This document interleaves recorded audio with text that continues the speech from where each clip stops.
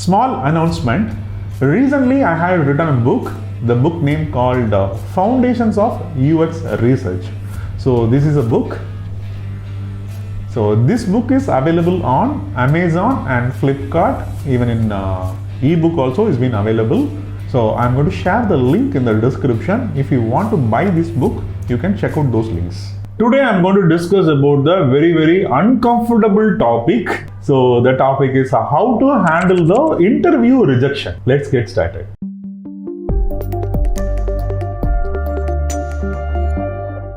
Hello all, I am Rambal from Aspira. Happy to see you again. So I'm having the smiling face and I'm going to talk about how to handle the rejection in the interview. So this is one of the toughest phase where we have to face during our career. Alright.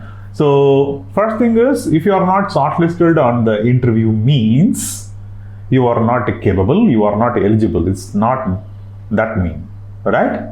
So it doesn't mean that. Basically, the company and your skills, it's not aligned. Somewhere their expectations are totally different or something different level of expectations which you may not meet out. So that is the bottom line of understanding of the rejection, right? But not only that. So we need to understand a few more criteria. So I'm going to list down few criteria. All right. So don't feel frustrated or don't feel give up mindset. Don't do that. So if you are rejected on the interview, yes, I can understand this is one of the frustrated moment and one of the very down moment in your life. I can understand. But you have the capability and you are the excellent one and you can able to do the things. So you are attending this interview and you are going to the few more levels and finally you are not shortlisted, right? So don't worry about it. That means you are in the progress or process. That process also very progressive manner that you are going to getting a job. I'm going to list down few scenarios. So we'll see in detail. So there are n number of reasons you may not shortlisted. The first and foremost reason is the expectations level. So the expectations are very simple here. So there is a company that companies are always demanding the UX and UI designer not only for the UX UI design skills. They are demanding more skills. For example, they are expecting graphic design sometimes, right? Sometimes they may expect the graphic design skill or they may expecting you to do the social media posters. So these are the out of the box skills which they are expecting from you. Sometimes if you are going to attending the mid-level or the entry-level companies. So if you are entering into or applying the job into these kind of a companies, they may have this kind of an expectation. The reason is very simple. So they are recruiting one designer, that UX and UI designer. He has to do all kind of a design jobs, right? So he has to create the social media posters or the banners, website posters, right? And he has to working on the printable brochure, flyers, and working on the UI UX design. So in this scenario, if you are not able to working on that, don't worry. This is not your company. You can move on. So you have to find the company where the companies are looking only your skill. Here you no need to worry about it. You have to move on. The second scenario, they find a better person than you. So in the final round, the HR, so you entering for there are n number of rounds and the final round, the HR was saying that we shortlisted the another person is better than you. So here also in this scenario, no need to worry about it. So basically what they try to do, so there are 2 to 3 parameters here. So the first one is they find the better skill than you. So what you have to do, this is one of the indicator. You have to develop your, so you need to develop your skill is nothing but you need to work more projects. So you have to working on very unique projects. So if you start working on that unique projects, then what will happen? Automatically your skills also will become elevated. So you are also evolved. So being a matured designer, so that the next time the employer should not rejecting you.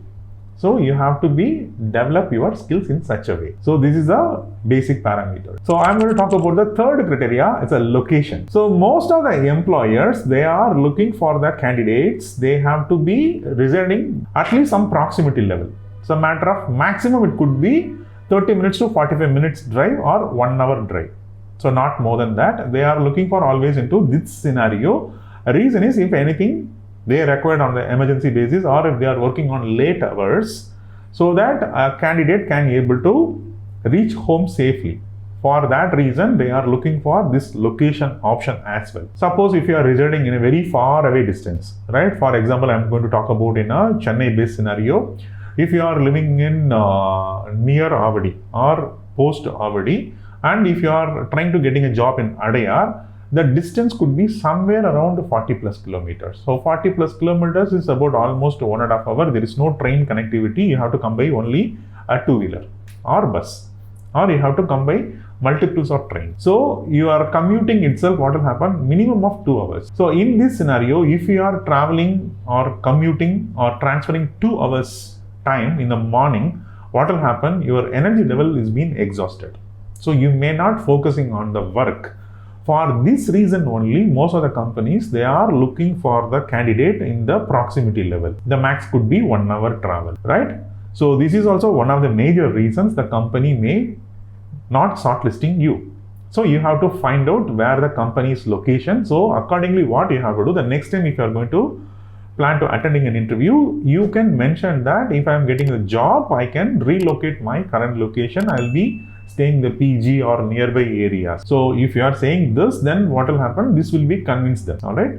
So this is a solution for that parameter. The fourth one is learnability. So learnability in the sense the employer is always looking for how often you are upgrading your skills, how often you are learning the new things. So in the current information era, all the employers are looking for the candidates. They have to keep on upgrading themselves. So what you have to do, there are n number of online courses are available and n number of topics are available, even if it is a free, right?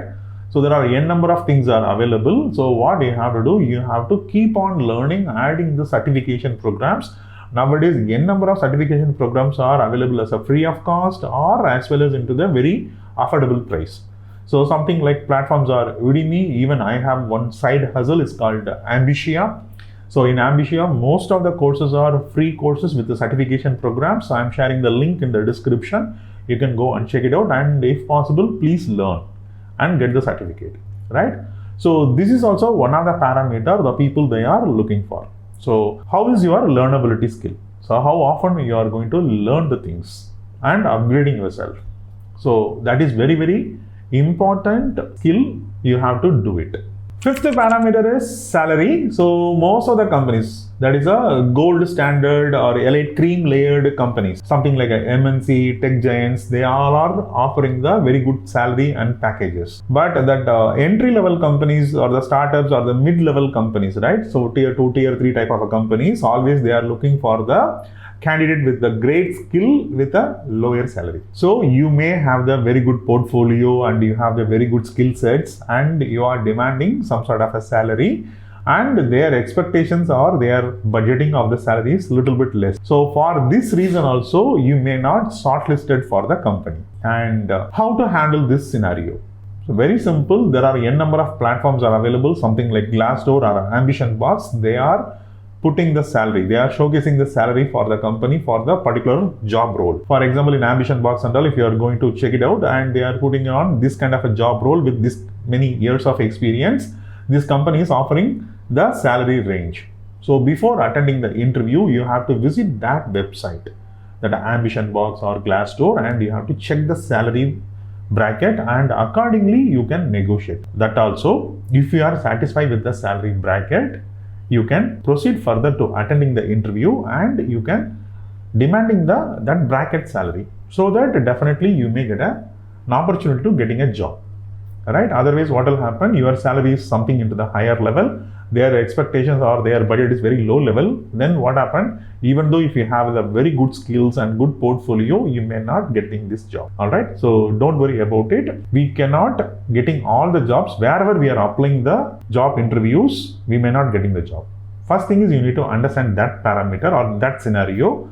Then what will happen? You can able to move on. The final parameter, the sixth one is interview pressure. So most of the people, most of my students, they are facing this problem, interview pressure, right? So to avoiding this situation, we have a small HR team. They are conducting the mock interviews for the students, and the students are practicing right? So the HR is also asking the real-time questions, and students are getting pressure and they are not clear the rounds.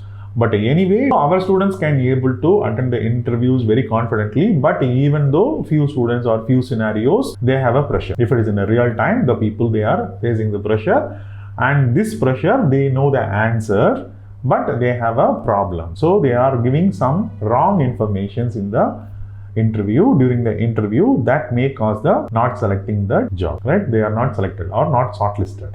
All right. So if you are getting an interview, what you have to do, you have to be very cool and calm. So first thing is, you have to prepare yourself and practice yourself, and you have to go and attend the interview. And if they are asking any questions, take little time and you have to give your answer. That answer also is a genuine answer.